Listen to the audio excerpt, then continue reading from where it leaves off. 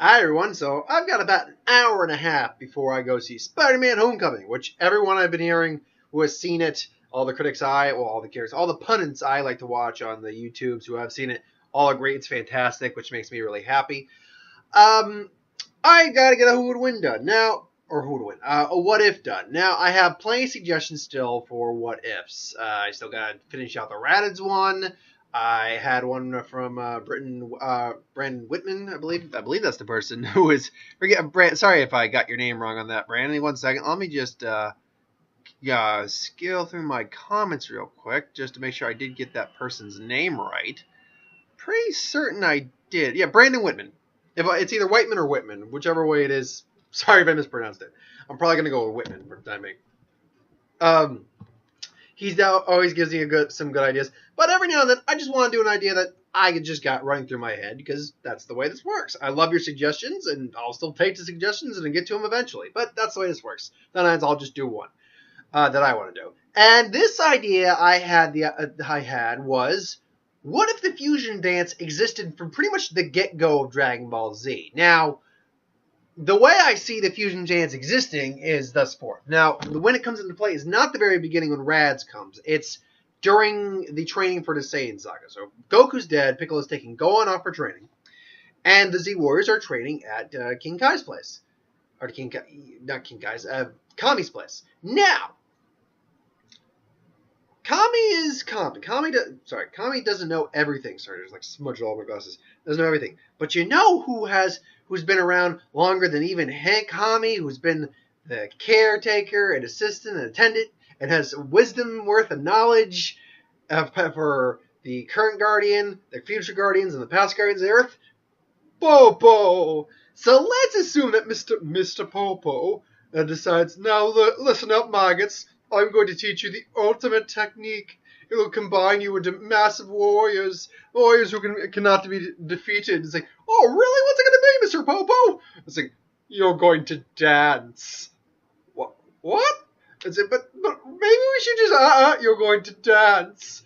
But pecking order. Oh. So, let's just say, for hypothetical purposes, they learn the fusion dance from Mr. Popo, has somehow knows about the fusion dance, and teaches the fusion dance to these guys. So all these guys now know the fusion dance. Now, the question that a lot of people have, and there's no definitive answer, I've just done the calculations myself to what I think the fusion dance is what is the multiplier of the fusion dance. Now, we know the Potara earrings, it varies from person to person, but generally speaking, it is person A, person B, A times B. Now, the closer they are into power with each other, rivalry spirit, like with Vegeta, the fact that the rivalry was so great made this fusion even stronger. But basically, it's A times B in the case of the Potara earrings, generally speaking.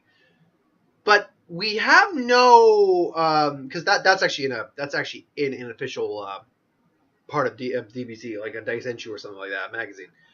But we have no clear. All we know is it creates a superior being.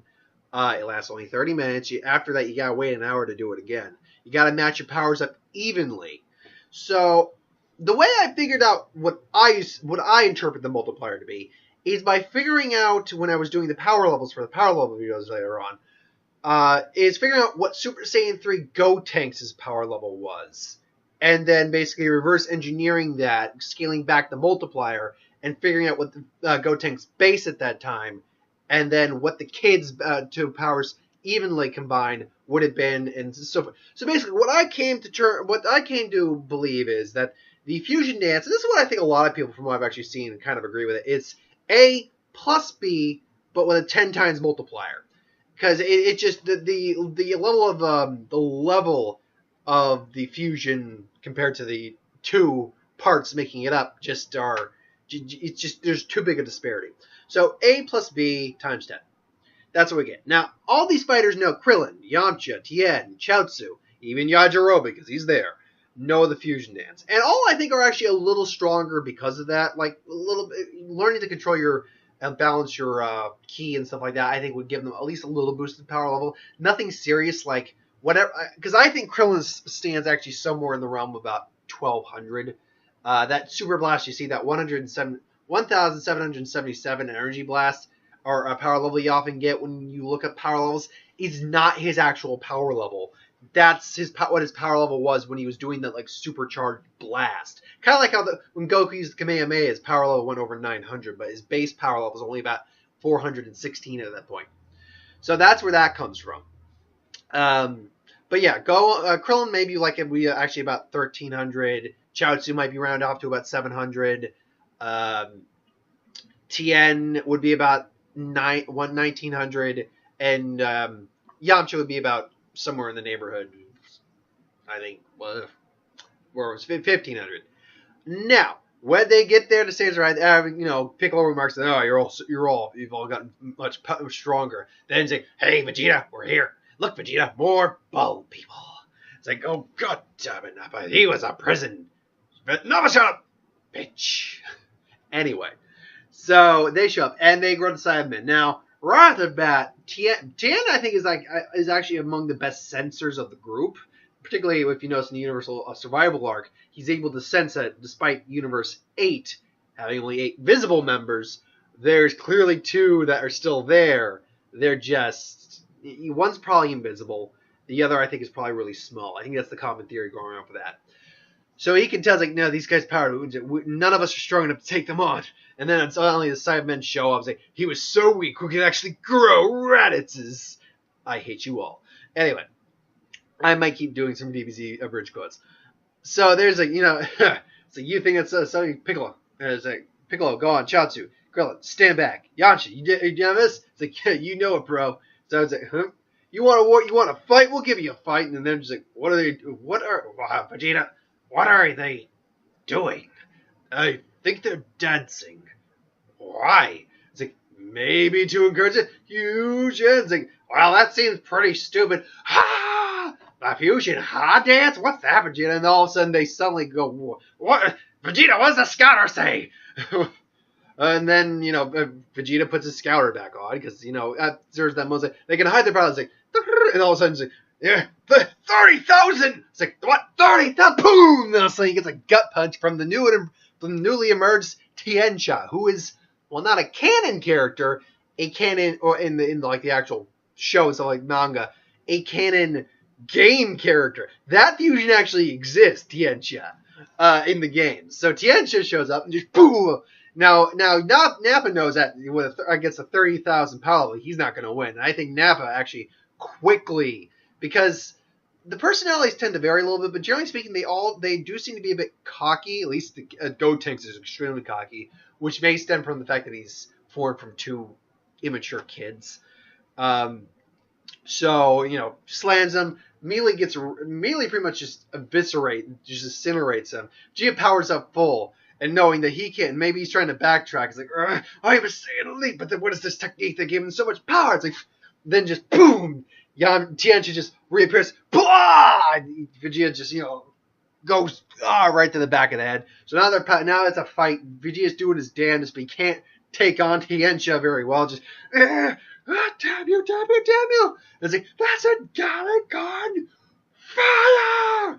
Tiencha, admittedly, is like, oh crap, that's a lot of power. Because there's no real calculation on how much the Gatling gun really how strong the Gatling gun was. We do know that a Kaioken times 3 Goku with a Kamehameha wave was tied with that. And I believe we know that his power was somewhere in the neighborhood of around 24,000. But the Kamehameha also, depending if you're like releasing your energy, can also be a multiplier on itself with your ki for a little bit. So, but let's just say it's the 24,000. So now it's the 24,000, and Tiencha he's struggling a little bit, but he puts more energy into it. Yeah, and they go, I am a Saiyan Elite! Kakarot's not even here to... How strong could Kakarot be in comparison? This is intolerable! I just went into Sean Connery and Indiana Jones there, but this is intolerable! Anyway, so he's like, that's it. It says, so it comes down, all of a sudden, talks about the Saiyan's tails and whatnot, and there's like, what are they doing? Now, at this point, about 10 minutes have probably gone by, I'd say. He summons him, and all of a sudden he goes Gray 8, goes Ozuru. And at this point, Tiencha's been pretty confident in his abilities. But now Ozuru comes in, and he's 180,000 in terms of power. Goku at his full-blown Kaioken, which was roughly around, he had a Kaioken times 4, which I believe they said, plus Kamehameha, was about 30,000, which is what Tianji's power level was. Tianji's like, oh, crap. So now Tianji's doing his damage. Now, I think he's at least fast enough to avoid most of the hits, but the minute he gets any sort of physical contact from Vegeta, even a graze, he's going to be in trouble, which I do believe eventually happens. Now, at that point, he crashes in. Goku comes in. Maybe they escape with a solar flare, and Goku comes in, and they unfuse. They're like, what's going on? It's like, where's the Saiyans? Well, we were able to beat one thanks to the technique Mr. Popo taught us. Like, really? And then they explained briefly the fusion dance. But it's like, later, Goku, we gotta take this guy out. And then all of a sudden, Tien I would actually imagine would be the first one to go. Just gets an energy blast coming in, just pretty much incinerates Tien. Just, you're next. As he looks at Yamcha, like, then Yamcha tries to get away, but also gets squashed. Yamcha's like, no! And then, grabs on his face, does self-destruct. Now that hurts, but he couldn't even take out a base form Nappa. It's not going to take out Vegeta. Uzuru. But now 3 of them are gone. So now it's Goku, Piccolo, Gohan, and Krillin. Now, Gohan is the only one left who actually knows about the the fusion dance. Or Krillin is, yeah. But so he can't teach them to him, and there's no time to really practice it or do another fusion. So now they are in a pickle. now they have a serious problem on hand. So I believe the fight goes more or less the same. Goku eventually gets his ass handed to him. Piccolo, I think, is still alive by the end of this. And between him, they almost kill Vegeta, but Goku wants to fight him again, and Vegeta leaves. So now we have an interesting scenario. Now we have Krillin, who knows the fusion dance, Gohan, who both of them will be around 1,500 at this point in the series. Piccolo is roughly around 3,500. And Goku, who after Den would be around 9,000, I believe. Now we have these guys, and it's a similar scenario, but now as I always believe, I believe it is still Gohan and Krillin and Bulma who go to Namek. Piccolo stays behind and would train with Goku. So they go to Namek, and then, Piccolo and Goku, respectively, when the time comes, will get and train in the gravity chamber in the capsule thing, and the ship. So when they show, now I fully believe Krillin shows Gohan the fusion dance. They practice on the way, and when they get there, they see same thing happens. They see Dende. All this shit happens. Now they know they could fuse to fight Dodoria, but Dodoria and Zarbon. But at the moment, they also know their powers aren't much better than, say, Tien or Yamcha's at that time. So, again, Vegeta probably comes into the fray, does all the stuff he did. Both Krillin and Gohan get their potentials unlocked. Vegeta brags about how he's stronger than both of them. It's like, are you sure about that, big guy? And then he does a pose like, Vegeta's like, it's true, but you think I'd let you live long enough to do that, little Bulma? Hi, you make an excellent point. But then they sense the Ginyu Force coming, and it's like, oh, crap, that man away now. Hit him. Oh, thank you. Good work, Neil. Anyway, so then the Ginyu Force show up, and they beat Gildo without having to do the fusion dance at all. Vegeta does. Then Recoome shows up, and I think Recoome does mess Krillin and Gohan up a little bit. Both of them whose power, Gohan is 14,000 at this point. Krillin is about 13,000. Vegeta gets his ass kicked and say, hey, and say, hey, big boy. And it's like, oh, you want to play with Recoome? Or actually, that's how he sounded in actual English. So I was like, oh, no, you want a little bald man wants to play with Recoome, the man who rhymes with doom, and you're gonna be hurting fusions. Like, huh? And then all of a sudden, their scatters are going berserk. Like, what the hell? Now, 13 plus 13,000, 26,000. Times 10 is 260,000. Now we have our new fighter, who I have affectionately called Gorillin. Not like almost like Gorilla, but Gorillin. Go as in go on, Krillin or Rillin. Or Golin. No, I'm going with Gorillin. Though we could always go with Let me know which one you like better, Gorillon or Crinhan. Actually, Crinhan does sound a little better. I'll go with Crinhan for this point. But let me know if you like Gorillon or Crinhan better, or if you can think of a better name.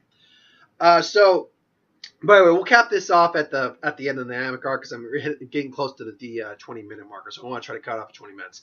So they turn in that, and they completely and utterly wreck Raccoon's shit. So, but now we have Jace and Bert are still up, and they quickly realize as their scouter's reading a 260. I'm imagining the scouter can probably handle a 260,000 power level. And so right around the point where we get the Frieza's base power level, the scouters can't seem to handle that much energy. But yeah, so now so it's like, oh, we're gonna get the captain. It's like, and it's like, yeah, you better. It's like, yeah, or however their dual voices say, you better run. So that happens, and unfortunately, well, actually, no. I imagine because they are formed from two more serious fighters, they would take more seriously and make sure that they don't leave. It's like, yeah, you're not getting away from. You think you're leaving? You're dead wrong. It's like, get it? And then, but luckily, Berta being the fastest guy in the universe, is able to get away. Instead of Jace, unfortunately, bites it. I think Berta's the one who actually goes and he's like, Captain, Ginyu, and then they talk about it. And he's like, you show me this fighter. And then Goku and Piccolo show up. Goku, I believe, is a little stronger, about 100 million, or 100,000. And Piccolo is somewhere in the neighborhood of about 60,000. So they show up, and at this point, they've unfused. They give Vegeta a Senzu Bean. Vegeta's fine. Now, Ginyu shows up, and he sees, like, oh, well, this is Namekian. Is it Namekian? No, it's this guy right here. It's like, no, there's two kids. What? We had some technique. They combined into one. Oh, they combined into one fighter. It's like, that's so. Is that right, kiddies? You were able to combine one fighter. Like, we're not telling you anything. Yeah, that's right, big boy. It's like, Krillin's like, sorry, I'm usually not that big of a deal in this series. I just want to feel important. Anyway. But anyway, Goku stands in. All of a sudden, he's reading the scouter, and Goku's deciding, to flex his muscles. So Ginyu picks up on 100,000. Like, holy crap! And then they fight for a while. But Goku immediately does just a ×2 Kaioken and completely, shows off his power, 200,000. It's like, this is nothing compared to the power I can do with short bursts. And the Piccolo's saying, yeah, that's pretty correct. It's like, you know what? And Vegeta hightails it. Piccolo probably goes after him too. But at the same time, Gohan and Krillin are probably waiting to fuse. Their time's coming up where they can fuse again. I think the Ginyu thing obviously switches bodies with Goku, goes back, goes in to kick the crap out of Goku. He has to go in the healing chamber, and I don't think Krillin and Gohan fuse because unless they have to, they don't necessarily fuse because once the fusion's over, they can't do it again for about an hour. So. Yeah, that's not going to be good. So now Frieza shows up. Now Vegeta, and I do believe at some point Piccolo goes to see, because maybe Dende or something, tries to see Guru, but then he notices that Guru dies, and then comes across Nail and fuses with Nail. So he'll be gone for a little bit, but fuses with Nail.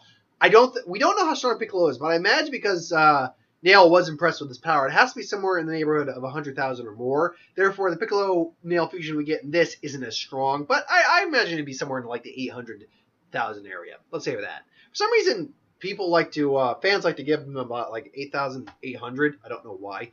There's no official power level, I think, for that.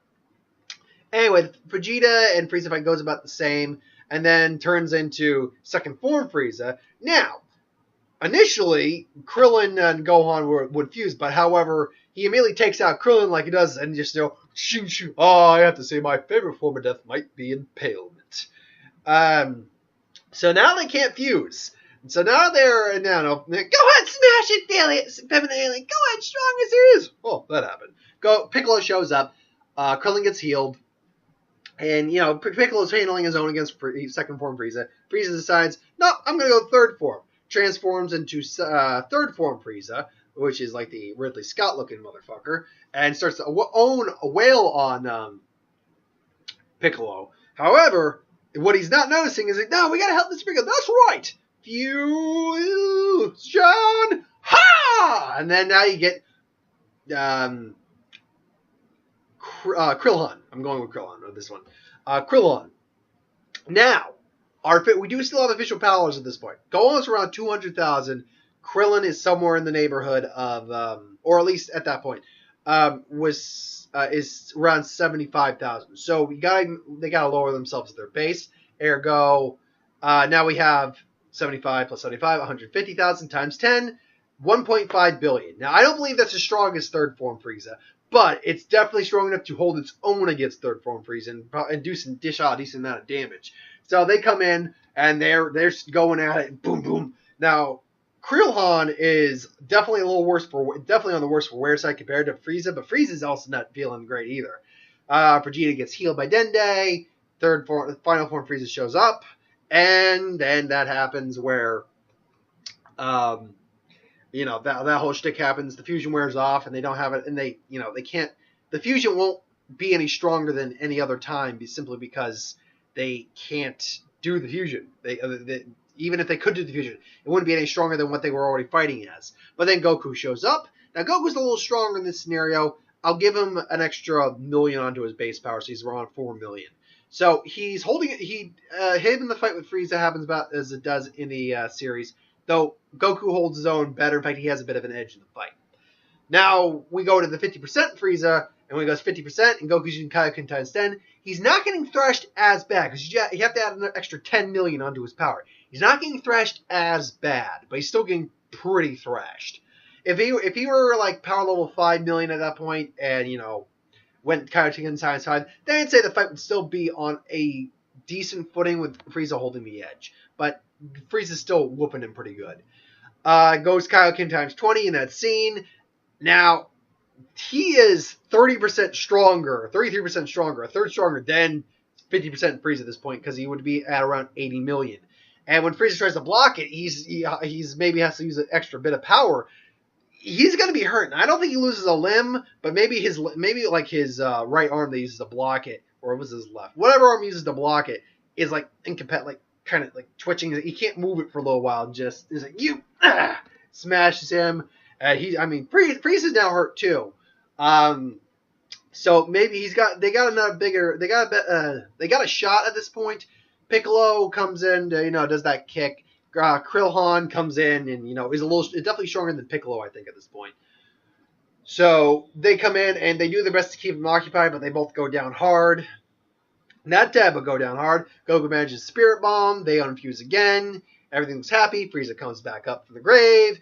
Kills Krillin, incapacitates Piccolo. Super Saiyan Goku is now 200 million. He completely owns Frieza. Just completely owns that bitch. Doesn't even let Frieza, I think, destroy the planet. I don't imagine. Well, no, I think that still happens. However, it wasn't as as big a contest of a fight as it was in the anime. Like that long drawn out fight they had, that doesn't happen. Frieza just can't beat him. So I think Frieza, once we get into scenarios where Goku is far stronger than his canon counterpart, then you get into scenarios where he just kills Frieza. He just kills him. So, yeah. But the planet's still blowing up. But that being said, they still bringing back all the people Frieza killed, transport them to Earth, transport everyone to Earth, and everyone's pretty much fine. Vegeta's still around, all that, and so forth and so on. Guru passes on the mantle, so forth, so on. La-di-da. So, that's where we're going to cap it off for right now. Join me whenever I do this next, the part 2 video, when we talk about the Android Saga, Cell Saga, and maybe the Majin Buu Saga. Anyway, until then, thanks for watching, hope you enjoyed, and I will see you folks next time.